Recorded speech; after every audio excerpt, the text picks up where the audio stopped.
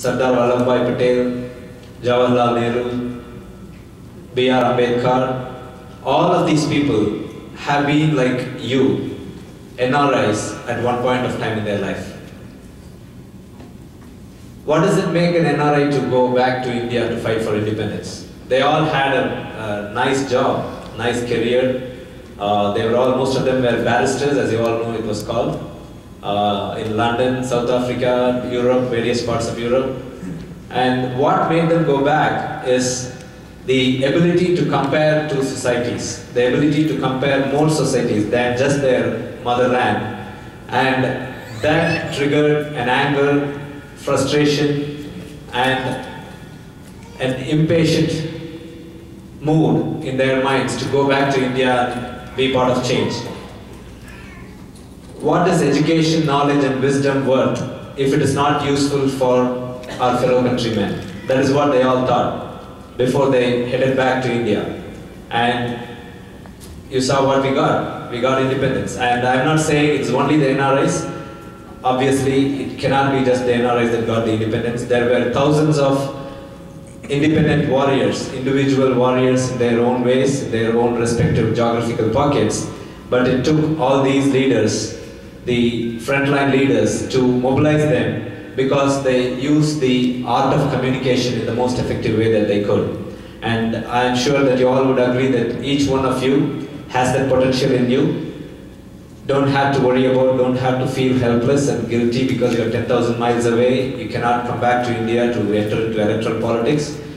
Loksatta is not looking for people who can contest in elections, people who can speak on platforms in Hyderabad and Bangalore and Chennai and Mumbai. Those are not the only ones that we need. We have a lot of them in India, but then some of you are also welcome to come back if you have made up your minds to come back to India at some point of your life and take politics as a profession.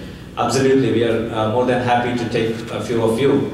But the rest of you who think that you have to be a politician, you have to be a speaker if you have to enter politics, we have some good news for you. A political party is no different than a family or a train or a corporate company. As you all know, a company does not need just the manufactured product. A company does not succeed just with the CEO. A company does not succeed just with the marketing executive. We need all of them. In a similar way, we need all of you. The party can be successful in forming a government, the party can win more seats only when more of you get involved. We are looking for everyone. We are looking for media experts, we are looking for technology experts, we are looking for intellectuals, we are looking for people who are good at research. We need a lot of research to be done about the past political history of India, about comparison of all the political parties in each state. We need the analysts, we need the computer geeks who can do the viral activity, Facebook, Orkut, Yahoo group, Google groups, all these online tools that can propagate the message faster than the virus. And we definitely need all the noblemen, the donors and the philanthropists. Without all those donors and philanthropists, India could never got an independence. It was not just Mahatma Gandhi and Patel and Nehru and Subhash Chandra Bose. There were hundreds and thousands of people who donated, contributed and pushed this effort from the back, whose names are not known in the independence struggle. And obviously they did not donate for their names to be put up in the plaque, but they all wanted a free India. And we are exactly in a very similar state.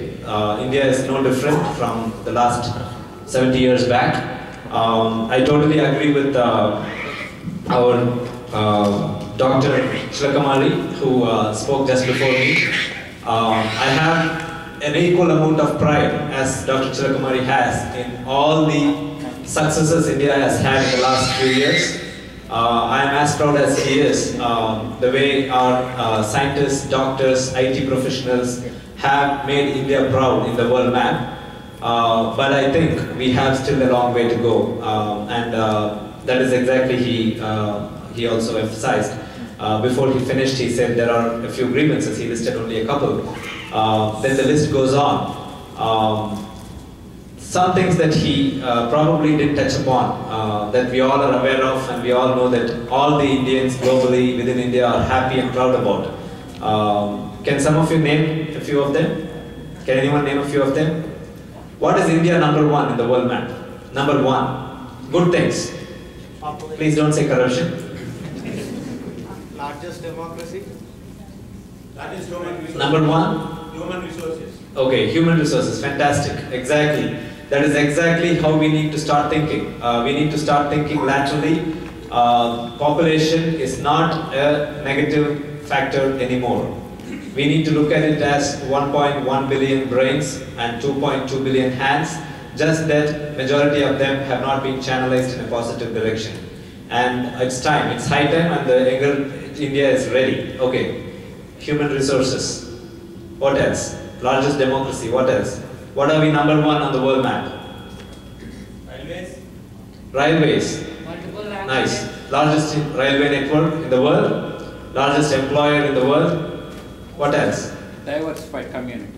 Multiple languages. Multiple languages, diversified community. We all have coexisted, barring a few sporadic incidences of violence. I think it's negligible compared to the population and the years we have coexisted. Beautiful. What else? Software professionals. Software professionals, IT brain power. We are the IT superpower in the whole world. Indian brains are sought after by all developed nations. And as a result, as a secondary effect, Indian cities have also started proliferating in terms of IT boom. That has boosted the economy a little. What else? Largest democratic country in the world. Yeah, I think one of our friends said, yes, I agree with you. We are all missing two very important things that the whole Indian population within India, across the world, the diaspora is so happy and proud about. Cricket. No, cricket. We are number one in cricket. We were number one in cricket. We were number 7 a few years back. Then we climbed the ladder so steadily, and we are number one in early 2010. Then what about Bollywood? We are number 3 in the world, next to Hollywood and Nigeria. We are number 3. Thousands of films in every year. What else? World beauty queens. We had 2 beauty queens. Number 1, one Miss Universe, one Miss World. Number 1 outsourcing center. Number 1 outsourcing country. Okay. We have the best family values and good culture in the world. Good family values, good culture, good heritage, strong tradition. Yes, fantastic. Education. What about education? Do we have good education? No. We have good education, we probably don't have a good education system. I mean, Quality of study, education the would be way it is done is sometimes. But it's You're saying we have good rice, but we don't have good food. It's good because when we look back today, we know that we got good Okay. education. That's what We have good fundamentals. Okay, I will allow Dr. JP to address on the education part. I'm not as knowledgeable and equipped as he is. But there is a simple question. If we had good education, why would so many people come out of India for pursuing higher education in the US? It's to some level. If you are content with education in India, No, it's to some level, to that extent. Because when we look at ourselves today, are we number 1 in education? Are we in top 10 in the whole world in education? No, we are not.